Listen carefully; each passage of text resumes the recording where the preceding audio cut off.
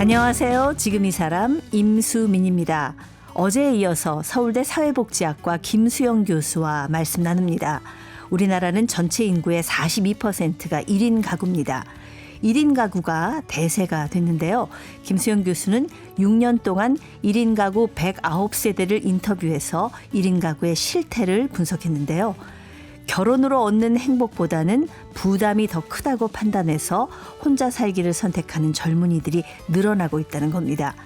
현재 노동 환경은 언제 어디서든 일할 수 있는 싱글들이 업무 효율 면에서는 최적인데요. 혼자가 속 편한 것 같지만 혼자 살다 보니 이런저런 문제들이 발생하고 있죠. 안전하게 서로를 돌볼 수 있는 사회 안전망이 필요하다고 강조하는 김수영 교수 지금 만나봅니다. 네, 김수영 교수님 함께 하셨습니다. 안녕하세요. 안녕하세요. 네, 우리나라 1인 가구가 42%다는 얘기를 지난 시간에 하면서 사실 누구나 예비 1인 가구인데 우리는 무엇을 준비해야 하는가 이제 그런 고민을 던지고 시간을 마무리를 했는데 네. 뭐 1인 가구뿐만이 아니라 같이 사는 가구들도 저도 이제 노후를 대비해야 되는 나이가 되고 보니 그 첫 번째는 뭐니 해도 돈이 아닌가 네. 그런 생각이 들어요. 1인 가구도 이런 문제를 되게 조금 크게 생각하고 있지 않겠습니까? 맞아요. 1인 네. 가구, 제가 이제 1인 가구들에게는 관계가 좀 부족하다. 네. 이런 이야기를 많이 했거든요. 돈만이 아니라 관계가 되게 중요한 문제다라고 했더니 많은 이제 반응들이 있었어요. 돈이 있는데 행복하지 않다면은 돈이 부족한 게 아닌지 생각해봐라. 아, 더 많은 돈이 네. 필요한 거다. 네. 혼자 살면은 돈이 정말 중요하게 필요한 것이다. 관계가 중요하지 않다. 이런 말씀을 해주시는 거죠. 예. 네. 어휴, 세상에. 외로움은 누구나 느끼는 감정이고 가족들도 있어도 외로우니 돈이 최고다. 뭐 이런 이야기들을 많이 하셨던 것 같아요. 김수영 교수님도 1인 가구신데 돈에 네. 대해서 어떻게 생각을 하세요? 다다익선이라고 생각합니다. 많을수록 좋다. 네, 많을수록 좋고요. 네. 제가 이제 돈이 중요하지 않다고 말하는 게 아니고 돈이 전부는 아니다라는 네. 것은 좀 차원이 다른 거예요. 그러니까 지금 상황에서 우리가 금융 자본주의라고 하잖아요. 네, 네. 이제 일을 하기보다는 주식을 통해서 돈을 벌고 네. 재테크를 하는 게 되게 중요한 사회이기 때문에 돈이 중요한 거는 맞아요. 근데 생각을 해보면요. 우리가 돈을 버는 이유가 뭔가요? 뭐 어떤 행복을 위해서 벌죠. 그렇죠. 뭐 나를 위해서 하는 것도 중요하지만 저는 돈을 버는 가장 큰 목적이 내가 사랑하는 사람, 사랑하는 가족을 위해서 뭔가를 해줄 때 되게 그게 행복이 아닌가 그런 생각하거든요. 네, 되게 재미있는 사건이 하나가 있는데요. 네. 두쫑쿠 많이 드셔보셨어요? 아유, 그 유행할 때 저도 줄 서서 먹어봤습니다. 네. 근데 저는 두쫑쿠를 제가 줄 서서 사지는 않았는데 몇 번 먹었거든요. 네. 근데 그게 두쫑쿠를 먹는 방식 중에 하나가 다른 사람이 줘서래요. 그래요. 저도 네. 선물하려고 몇 번 샀어요. 그렇죠. 그러니까 유행하니까. 네, 뭔가 네. 물건을 사는 이유가 다른 사람을 주기 위한 것도 있고요. 그리고 물론 자기 자신을 위해서 돈을 벌죠. 돈의 목적은 결국 마지막에는 소비를 하기 위한 것인데 네. 소비가 모든 것에 행복을 주는가라고 하면 그렇진 않아요. 그러니까 예를 들어 침대는 살 수 있는데 잠은 살 수 없고요. 그렇죠. 노동력은 살 수 있는데 사랑은 살 수 없고 네. 그리고 우리가 책은 살 수 있는데 지혜는 살 수 없잖아요. 예. 그러니까 돈으로 살 수 없는 것들이 존재를 하고 그게 관계라는 겁니다. 네. 왜 1인 가구 중에서 돈 많은 분들도 만나보셨을 맞아요. 것 아니에요? 네, 많이 봤습니다. 네. 그분들은 어떻게 얘기를 하던가요? 초반기, 그러니까 제가 연령대를 쭉 봤기 때문에 20, 30대는 돈을 많이 벌기 위해 노력을 해요. 네. 근데 40, 50대가 되면서 약간의 새로운 회의감을 가지신 분들이 많았어요. 실제 빌딩까지 가지고 있는 네. 굉장히 이제 여유로운 분이 있었는데 그분이 하신 말씀이 지금도 기억에 남는 게 나는 돈밖에 가진 게 없다. 라는 이야기를 하셨거든요. 예, 듣기에 따라서는 자랑 같기도 한데. 그렇죠. 예. 너무 부럽다 이렇게 생각하실 수 있는데 사실 그 인터뷰를 하면서 사진도 제가 같이 받아요. 그래서 일상의 사진들을 봤는데 그분 주방을 보니 이제 햇반하고 김 자반이 이렇게 놓여 있었거든요. 아, 돈이 그렇게 많은데? 그렇죠. 근데 돈을 버는데, 그러니까 사실 자기의 일에 집중하고 성과를 내는데 집중하다 보면은 그 돈을 쓸 시간도 없고 여유도 없는 경우들이 많고, 네. 그리고 또 같이 밥을 먹을 친구들은 없는 거예요. 부족하게 되는 경우. 그리고 본인이 그 생활 역량이라고 하는 게 있는데요. 살림 역량이 부족한 거죠. 빨래를 하고 요리를 하고 이런 역량이 부족하고, 그러니까 그냥 인스턴트 음식을 사 먹게 되고 이러한 경우들이 많았고요. 네. 이게 사실 기안84도 지금은 안 그러는데 초기에 그 나 혼자 산다에 나왔을 때는 본인의 입으로 나는 일만 한다. 전 깜짝 놀랐어요. 물론 네. 되게 그 가감 없이 보여줘서 그렇긴 하지만 이게 막 바닥에다가 막 맞아요. 신문지 깔아놓고 이렇게 드시는 거 보면서 음. 엄청나게 유명하고 돈도 많이 벌 거 아니에요. 네, 그렇죠. 근데 저렇게 한다고 놀랬거든요. 저도 보고 놀랐었는데, 인터뷰를 하면서 특히 중장년 남성들의 경우에는 기안과 비슷한 삶이 많았어요. 그게 생활 역량이라는 게 그렇죠. 떨어지기 때문에 그렇죠. 그렇다는 거군요. 네. 생활 역량이란 무엇인가? 라고 하면은 빨래하고 요리하고 혹은 청소할 수 있는 역량들, 혹은 생활의 여러 가지 문제들을 해결할 수 있는 막 수선하거나 예. 이러한 역량들인데, 우리가 이거 배운 적이 없잖아요. 그렇죠. 예. 네. 우리는 뭐 이제 뭐가 고장이 났다. 옷이 뭐 옷을 줄여야 된다. 그럼 어디 하다못해 뭐 세탁소 가는 것부터 해가지고 네. 남자분들이 남자분들이 의외로 그런 거 못 하시는 분들 많죠. 네, 굉장히 많죠. 네. 특히 지금 예전에 제가 인터넷에서 되게 우스갯소리를 봤는데, 한 60대 때 은퇴하신 대기업 그 임원분이 있는데, 이제 은퇴를 했으니까 아내분과 같이 이제 뭐 식자재 시장이나 이런 데 간 거예요. 그래서 네. 아내가 이제 식용유를 좀 사와라 했는데 한참이 걸려도 안 오시는 거예요. 그래서 예. 가봤더니 식용유라고 써 있는 게 없다. 아. 포도씨유, 카놀라유, 뭐 올리브유 이런 게 식용유인데, 이게 예. 식용유라는 거에 대한 감각이 없는 거죠. 정말 일만 하셨나 보네요. 그렇죠. 그분은. 네. 그러니까 네. 그러한 사람들이 중장년층에 상당히 많이 포진돼 있고, 대신 이런 역량은 가지고 있지만, 성공을 할 수 있는 커리어에 대한 역량은 있지만 생활 역량이 부족한 사람들이 많은 거죠. 그럼 사실 돈이 많아도 누리고 사는 거는 굉장히 그 제한적일 것 같아요. 맞아요. 오히려. 네. 예. 그래서 기안84는 기이하지 않다. 이런 말씀을 드리고 싶네요. 그래서 많은 분들이 열광했나 봐. 어머, 저 사람도 저렇게 사네? 그렇죠. 그랬나 나하고 봐요. 비슷하다고 예. 느꼈던 게 기안84의 모습이라고 사람들이 말하는 거거든요. 물론 정도의 차이는 있겠지만 네. 그러한 부분들에서 공감을 했던 것 같습니다. 근데 사실 제 주변에 혼자 사는 분들 중에서도 보면 이 생활 역량이 아주 발달한 분도 있어요. 정말 살림도 야무지게 하고 그렇죠. 관리 잘하는 분들도 네. 있어요. 근데 이런 분들도 어떤 정서적인 결핍은 피해갈 수 없는 것 같아요. 제 생각에는 어떻습니까? 맞아요. 야무진 분들 굉장히 많고요. 제가 1인 가구를 이제 쭉 인터뷰를 하면서 네. 경제적으로 얼마나 자본이 있는가, 그리고 아까 친구도 얼마나 있는가, 그리고 생활 역량이 얼마나 있는가를 다 체크를 했거든요. 체크를 해서 이렇게 표로 만들어 봤어요. 그랬더니 그걸 다 갖추신 분들이 있어요. 네. 그러니까 아까 말했던 화려한 솔로, 정말 로망의 삶을 살고 계신 분들이 살림도 있어요. 잘하고 친구도 많고. 친구도 많고 취미도 많고, 그리고 뭐 1년에 한 번씩 이탈리아 알프스로 네. 놀러 가면서 이제 알프스 산맥이 나의 소울메이트다. 정말 많은 사람들이 부러워하는 삶이죠. 그렇죠. 예. 그리고 또 경제적 자유도 이루셨던 분이셨어요. 예. 그래서 저 삶은 아름답다라고 생각을 했지만, 그 분에게도 두 가지에서 좀 취약한 점이 있었는데, 하나는 자기를 돌볼 사람이 없는 거예요. 아팠을 때. 네. 그냥 혼자 누워 있게 되기도 하고요. 그다음에 이 분의 이제 부모님이 아프셨을 때 또 이제 그 돌봄을 이제 본인이 다 맡아서 해야 하는 부분들도 있었고요. 그리고 그 과정에서 특히 이제 40대가 넘어가게 되면 말씀하셨던 것처럼 외로움의 문제들이 네. 크게 다가오게 됩니다. 그렇죠. 왜냐하면 젊었을 땐 친구들끼리 잘 뭉치는데 나이가 맞아요. 어느 정도 하고 나면 자기 가족들 뭐 챙길 게 많다 보면 친구들도 이제 새로운 친구들을 만나지 않으면 기존의 친구들을 만나는 게 쉽지가 않아요. 되게 정확한 예. 분석이십니다. 이게 우리가 지금 20, 30대들이 40, 50대, 60대 비혼들을 거의 만난 적이 없거든요. 예. 그러니까 보통 결혼한 사람들의 삶은 우리가 20대, 30대, 40대, 50대, 60대가 어떻게 흘러갈지 대략 알고 있어요. 네. TV에도 많이 나오고 교육도 그렇게 받았으니까.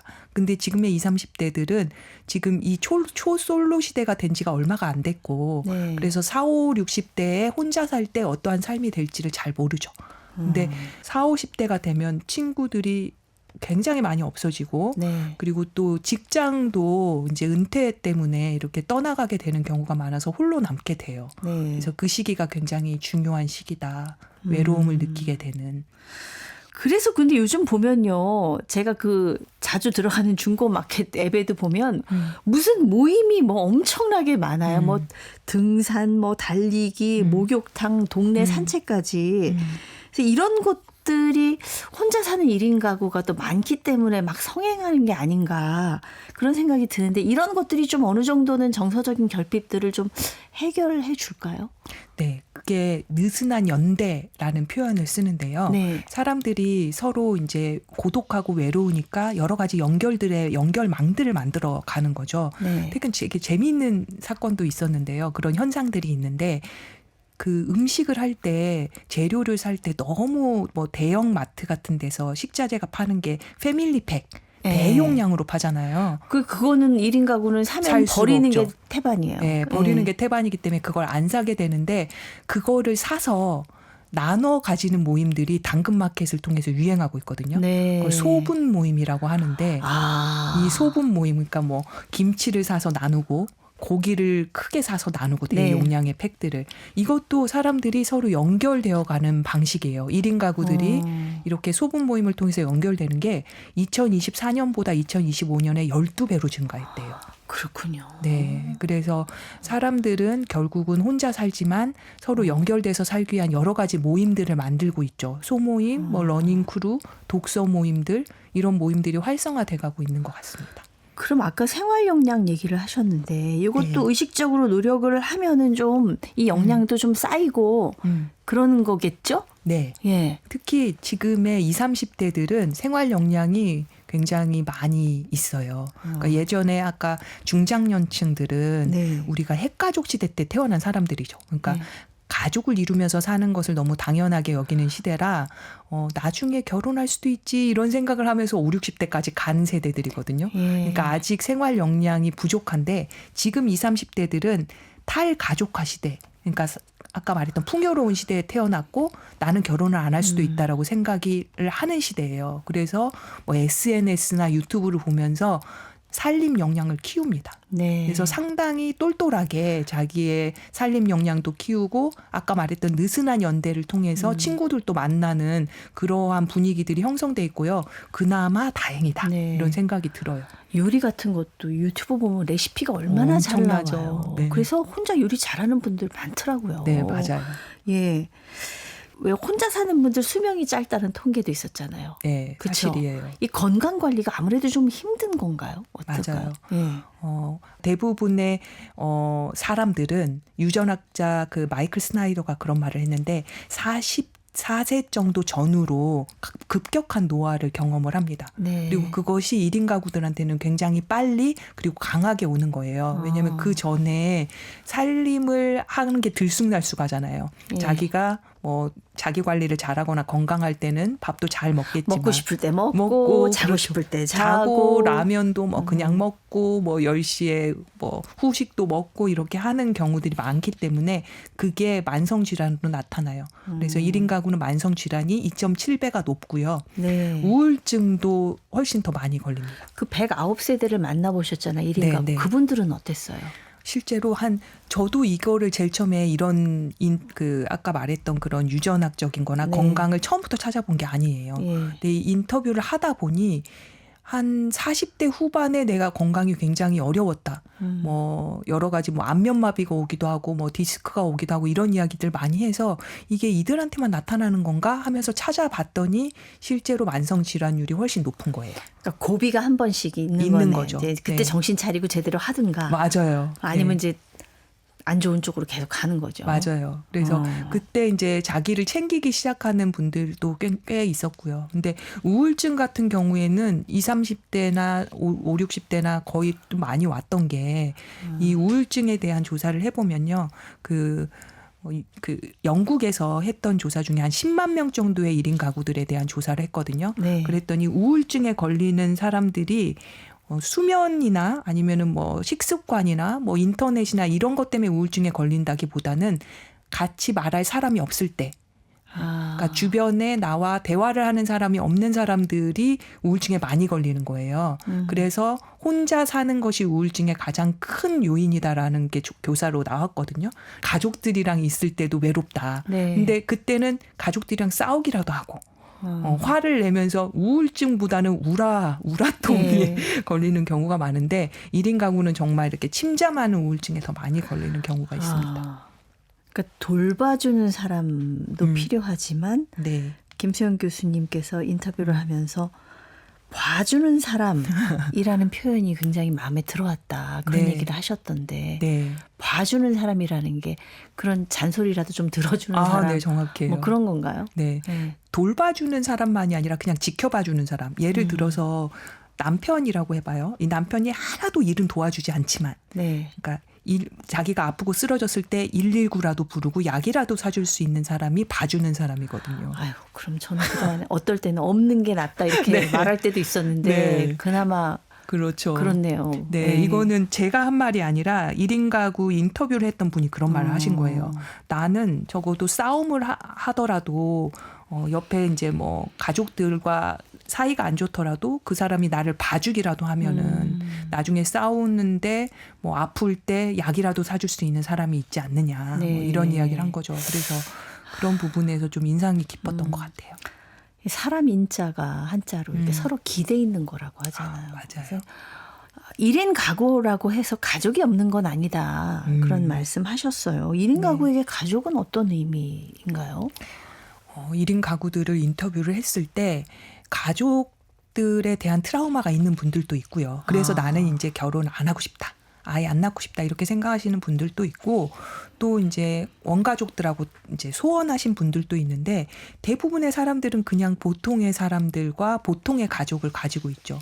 그 분들은 그러니까 1인 가구라고 해서 1인 가족은 아닌 거죠. 네. 그래서 가족이 있고 원가족이 있는데 훨씬 더 넓게 가족들을 품는 경우가 많아요. 이게 무슨 말이냐면 결혼을 한 사람들은 자기의 배우자 혹은 자기의 자녀가 중심이 될 수밖에 없는데 네. 1인 가구들은 이제 형제 자매가 결혼을 한다고 하더라도 그냥 나의 가족이라고 생각하는 거예요, 그들이. 그렇죠. 맞아요. 네. 결혼해서 내 식구가 생기면 이렇게 따로 떨어져 떨어져 나가는데 나가죠. 조카도 내 자식 같고 맞아요. 이런 게 있어요. 맞아요. 그래서 조카 예. 바보라고 하잖아요. 맞아요. 그래서 예. 1인 가구한테 너의 가족은 어디까지입니까? 라고 질문을 했거든요. 그랬더니 조카까지 다 포함하는 거예요. 더 넓게 생각하네요. 더 넓게 생각하고 당연히 부모는 더 포함이 되고요. 근데 사실 이 책에는 안 실었지만 제가 한 32가구 정도를 다인 가구도 인터뷰를 했거든요. 네. 다인 가구들한테 너의 가족은 어디까지입니까? 똑같이 물었었어요. 그랬는데 딱 자기 자녀까지. 아. 그리고 더 흥미로운 거는 이 부분이 되게 흥미로웠는데 그 여성분들 있죠. 네. 아내분들은 남편 빼세요. 내 아들, 내 딸. 가족. 네, 내 가족이 그건 좀, 누구라고 했을 좀 때 너무했네. 예. 부모 그다음에 자녀 이렇게 쓴 거예요. 그래서 4분 정도가 그랬어요. 그래서 그 사별하셨냐고 혹은 예. 이혼하셨냐고 했더니 아니요 같이 사는데요. 그렇지만 내 가족은 아니에요. 이건 남이야. 뭐 이러면서 좀, 그런 부분도 예, 있으셨어요. 뭐 농담 반 진담 반 네. 뭐 그런 것 같습니다. 네, 그래서 1인 가구가 훨씬 가족을 넓게 생각한다. 예. 이 부분이 제가 또 그 의외로 발견했던 부분이었어요. 그 죽음에 대한 얘기를 안 할 수가 없는데 예. 우리가 다 누구나 이제 죽음을 맞이하게 되지만 제 생각에는 1인 가구 같은 경우에는 이 혼자 내가 죽음을 맞을지도 모른다라는 것에 대한 두려움이 좀 상당할 것 같습니다. 네, 어떤가요? 맞습니다. 예.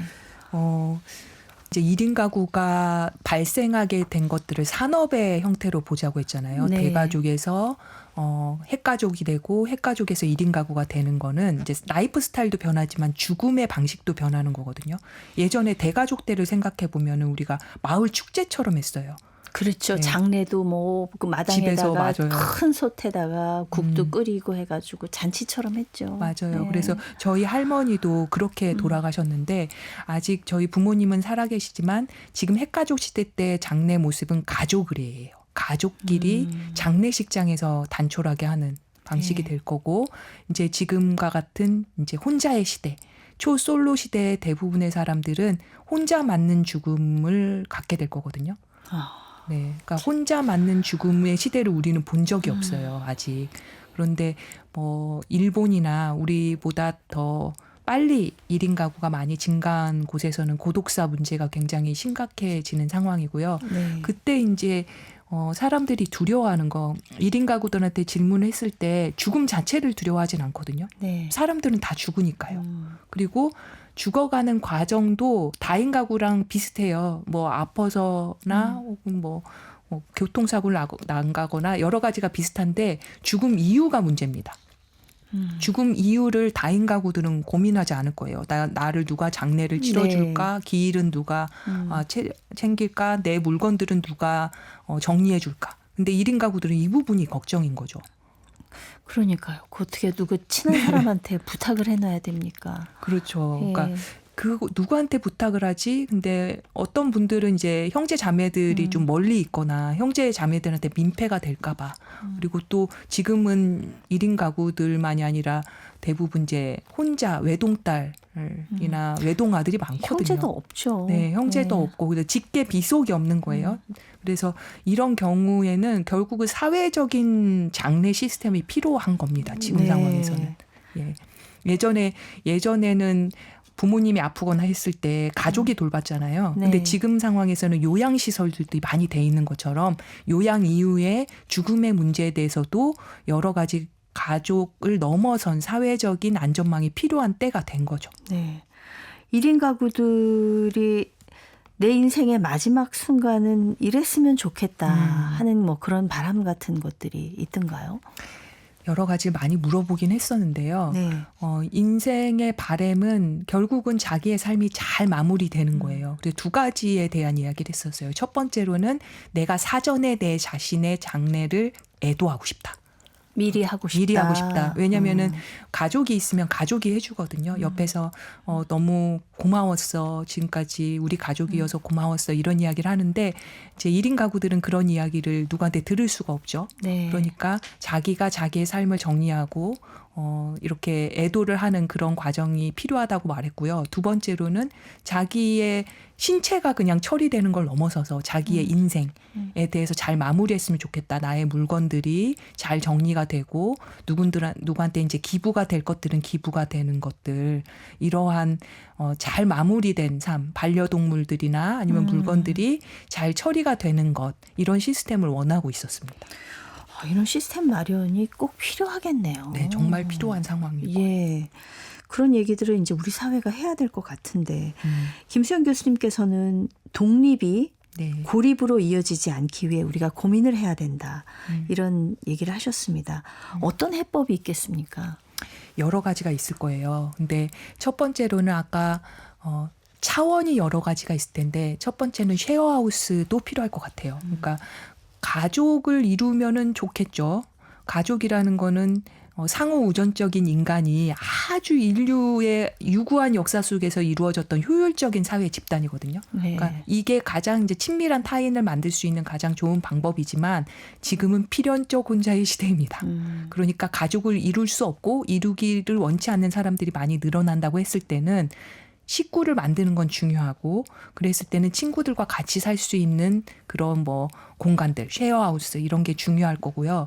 두 번째로는 내 친구가 없을 수 있어요, 사람은. 같이 친하게 지낼 수 있는 친구가 없는 경우를 생각해야 하거든요.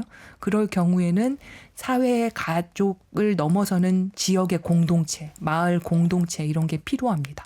그래서 그런 공동체들을 사회에서 많이 만들어줘야 하고요. 예를 들어서 도서관 같은 경우, 마을 네. 도서관, 마을 회관들, 그리고 복지관들도 많아요. 지금은 노인복지관만이 아니라 여러 지역사회 복지관들도 그러한 일들을 해야 하고요. 그래서 서로 느슨하게 연결되면서 각자의 삶을 좀 봐줄 수 있는 그런 공간 정책들이 필요합니다. 네. 이런 것들이 제대로 이루어지지 않고 방치되면 우리 사회에 어떤 문제들이 발생할 거라고 보십니까? 가장 큰 게 외로움과 고독인데 이게 그냥 외로움의 문제가 그냥 나의 정서적인 외로움을 넘어서서 이게 커다란 이제 사회적 위험이라고 네. WHO가 말을 했거든요. 세계보건기구에서 이게 사람의 건강을 크게 위협한다. 어느 정도냐면은 하루에 15개 피의 담배를 피는 것과 같다라고 말을 했어요. 그러니까 초기에는 그냥 15개 피 펴도 하루에는 큰 문제가 없을 수 있습니다. 매일매일 그렇게 담배 그렇죠. 피우는 것만큼 힘든 거다. 뭐 네. 우리한테 해롭다. 네, 건강에 치명타가 되는 거죠. 아까 말했던 만성질환이 2.7배, 우울이 2배, 그리고 자살 시도도 4배가 늘어나는 게 혼자 있음이거든요. 그러니까 이 문제를 그렇게 방치할 수 없는 세계의 가장 긴급한 위협이라고 말을 했어요. 네. 그래서 위험도 아니고 위험은 리스크인데 위협은 이제 사람을 위협하는 정도의 커다란 문제라고 말한 거를 우리가 좀 귀 기울여서 들을 필요가 네. 있을 것 같아요. 사실 요즘은 이제 저출생 시대다 보니까 이제 아기 많이 나오면 애국자다 이런 표현을 하고 상대적으로 1인 가구들은 사회에 별로 기여하는 게 없는 게 아니야 이런 취급을 받기도 해요. 네. 근데 교수님 얘기를 듣다 보면 1인 가구들이 가족의 개념도 좀 더 넓게 생각하고 가족을 이루고 살다 보면 내 가족만 바라보게 되는데 좀 더 넓은 시각으로 지역사회나 이런 국가나 사회를 볼 수도 있겠다라는 생각을 합니다. 너무 좋은 예. 인사이트라고 생각하고요. 실제 그러니까 저랑 이름이 같은 이수영 네. 대표님이 유퀴즈에 나온 적이 있었는데 네. 그분은 혼자서 지금 한 80대가 됐을 때는 결혼을 하셨지만 그 전에 혼자서 일을 열심히 했고 그걸 읽어가지고 카이스트에 몇백억을 기부를 했거든요. 지금 우리 주변에 보면은 혼자 살면서 사회에 기여하는 분들 되게 많아요. 네. 저 오늘 이거 끝나고 영화 하나 보려고 하는데 왕과 사는 남자. 아직 못 보셨어요? 아직 못 봤습니다. 예. 일만 하느라고. 네. 근데 거기에 유해진 배우님도 혼자 삽니다. 네. 그래서 혼자 살면서 사회에 일을 통해서 기여하는 사람들이 굉장히 많습니다. 그리고 네.